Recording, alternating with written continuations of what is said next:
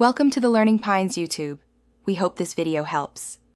You start by opening Settings and going straight to Apps to find the game. This targets where ads originate. Once done, tap Notifications and Permissions to spot ad-related toggles. You should also enable Airplane Mode or Do Not Disturb briefly to block network-loaded ads while you change settings. This first step prevents new ad requests and lets you apply local controls. It's quick and reduces interruptions, so you can proceed to deeper controls without fresh ad fetches. Now you limit the app's access. Disable background data and toggle off mobile data for the game to stop most in-app ad downloads. You should revoke permissions that ad SDKs exploit, location, microphone, and anything unnecessary, because fewer permissions mean fewer targeted or interactive ads.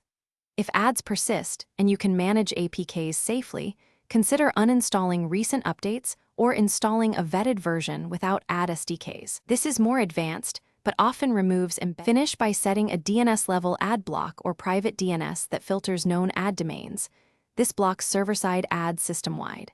Next, clear the app cache and data, reboot your device, and test the game offline first, then online to confirm ads are gone.